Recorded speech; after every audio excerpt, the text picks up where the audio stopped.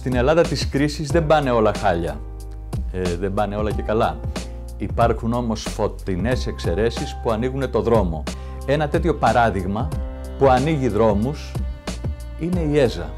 Η ΕΖΑ λοιπόν παράγει μια υπέροχη μπύρα, πια και με γεύσεις. Μέσα στην κρίση να αυξάνετε την παραγωγή, να μην απολύετε εργαζόμενους, να εξχρονίζετε την επιχείρηση, η οποία λειτουργεί και στην επαρχία.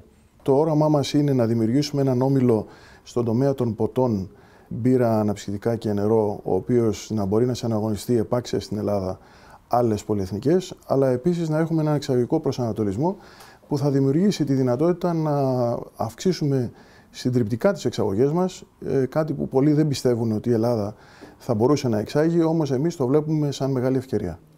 Οι Έλληνες αγκάλιασαν το προϊόν. Μέσα στην κρίση έγινε, ήταν πάντα έτσι.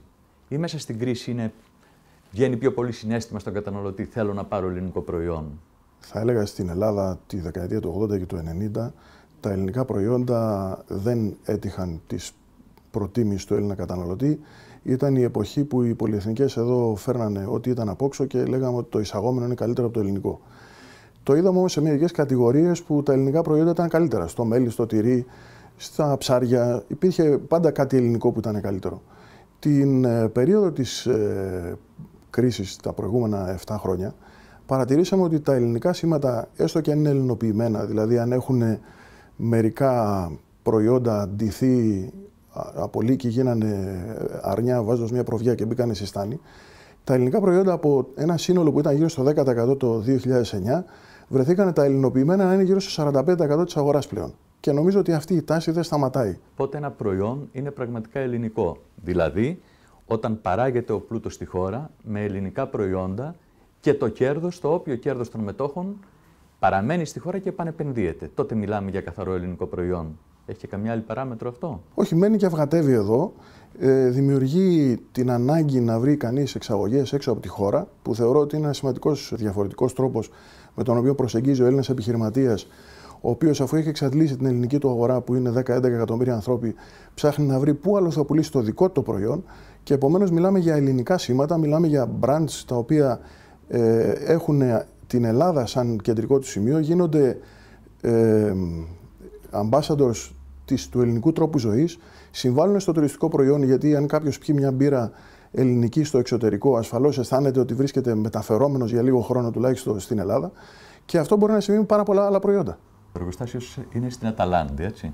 Ναι, είμαστε στο κέντρο της Ελλάδος, με προνομιακή θέση στους πρόποδες του Παρνασσού, όπου έχουμε πάρα πολύ καλό νερό και άφθονο, και είμαστε σε ένα μέρος στο οποίο τα μεταφορικά μας εξειδανικεύουν τις μεταφορές και προς το βορρά και προς το νότο. Και απασχολείτε πόσους ανθρώπους? Έχουμε παραπάνω από 100 εργαζόμενους. Είμαστε σε διαδικασία να διευρύνουμε ακόμα το προσωπικό μας. Πιστεύουμε ότι στους επόμενους μήνες θα έχουμε τη δυνατότητα να διευρύνουμε σημαντικά τον κύκλο εργασιών μας και επομένως μάλλον θα κάνουμε προσλήψεις. Τους μισθούς τους μειώσατε δραματικά ή κάνατε τις μειώσεις που ήταν? Όχι, εμείς κάναμε ατομικές συμβάσεις με τους εργαζόμενους και είναι πάρα πολύ ενδιαφέρον ότι με την βοήθεια των εργαζομένων μειώσαμε λίγο το κόστος προσωπικού. Όμως με τις καινούργιες επενδύσεις που πραγματοποιούμε, αυτό πλέον δεν αποτελεί σημαντικό στόχο, διότι η αύξηση παραγωγικότητας από τις επενδύσεις είναι πολύ σημαντικότερη από ότι η μείωση των μισθών θα μπορούσε να επιφέρει. Για πείτε το μου αυτό, γιατί είναι κόντρα σε αυτό που ακούμε. Η μείωση του μισθολογικού κόστους δεν θα βοηθήσει την ανάπτυξη? Δεν ισχύει αυτό?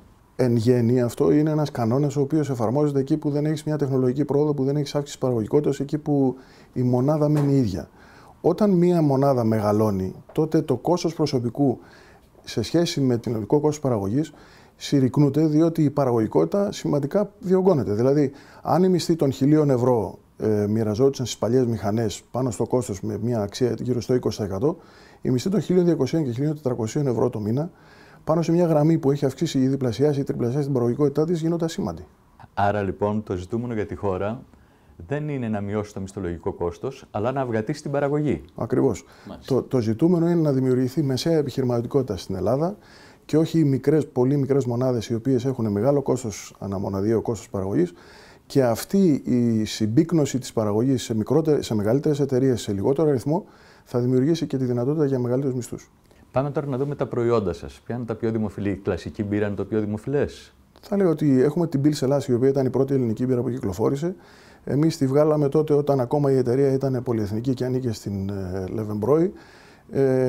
Πιστέψαμε ότι η Ελλάδα έχει ανάγκη από δικό της σήμα και σήμερα πλέον με το να είναι ελληνική είναι το πρώτο ελληνικό σήμα που κυκλοφόρησε μετά την κατάρρευση της παλιάς Fix και βρισκόμαστε στην ευχάριστη θέση να βλέπουμε αυξανόμενες πωλήσεις σε αυτό το σήμα. Όμως βγάλαμε και μια μπύρα, την Zita Eza Pilsener, η οποία είναι η πρώτη Pils που κυκλοφόρησε με ελληνικό χαρακτήρα και στην κατηγορία της Premium και όπου πιστεύουμε ότι μπορούμε να δούμε τις μεγάλες μπύρες του εξωτερικού, τις μεγάλες μάρκες του εξωτερικού, στο ίδιο ύψος και να ανταγωνιστούμε μαζί τους και για ποιοτικά χαρακτηριστικά. Στις εξαγωγές τώρα, ποιος είναι ο αγαπημένος μας, ποιος προτιμά την ελληνική μπύρα πιο πολύ, οι γείτονες, οι Βαλκάνοι? Τα Βαλκάνια έχουν μεγάλο ενδιαφέρον για ελληνικά προϊόντα, όπως και για ελληνικές μπύρες. Από πολλά χρόνια η αλβανική αγορά αποτελεί σημαντική αγορά για μας, αλλά είδαμε και εξελίξεις σε αγορές όπως είναι η Μάλτα, σε αγορές όπως είναι το Ισραήλ, όπου έχουμε μια εγκύτητα νοοτροπίας και εγκύτητα στην προσέγγιση των προϊόντων. Ενδιαφερόμαστε όμως και οι αγορές οι οποίες είναι όπως είναι η Βόρεια Αφρική, όπως είναι η Μέση Ανατολή, όπου υπάρχουν τεράστιες ευκαιρίες. Φιλοδοξείτε να μπείτε σε ράφια καταστημάτων της Κεντρικής Ευρώπης? Ακριβώς, φιλοδοξούμε κάτι τέτοιο και αυτό μπορεί να γίνει σε συνδυασμό με άλλα προϊόντα. Δηλαδή, το ράφι δεν μπορεί να έχει ελληνικό προϊόν μπύρας μόνο ή αναψυκτικών, θα χρειαστεί να έχει και άλλα ελληνικά προϊόντα και γι' αυτό χρειάζονται συνεργασίες. Εάν είχατε να ζητήσετε κάτι από την ελληνική πολιτεία σε αυτή την περίοδο, τι θα ζητούσατε? Η ελληνική αγορά μπύρας χρειάζεται μια σημαντική κίνηση προς την απελευθέρωσή της. Εκείνο που θα ζητούσαμε λοιπόν από την ελληνική κυβέρνηση θα ήταν να σκύψει πάνω από το πρόβλημα των αθέμητων πρακτικών ανταγωνισμού, να εξηγιάνει αυτό το κομμάτι και να δώσει την ίση ευκαιρία σε όσους συναγωνίζονται στην ελληνική αγορά. Θεωρούμε ότι αυτό έχει καθυστερήσει ανεπίτρεπτα. Δεν θα πρέπει να περιπέσουμε σε μια νέα κατάσταση όπου θα φοβάται κανείς τι κάνει σε αυτή την αγορά.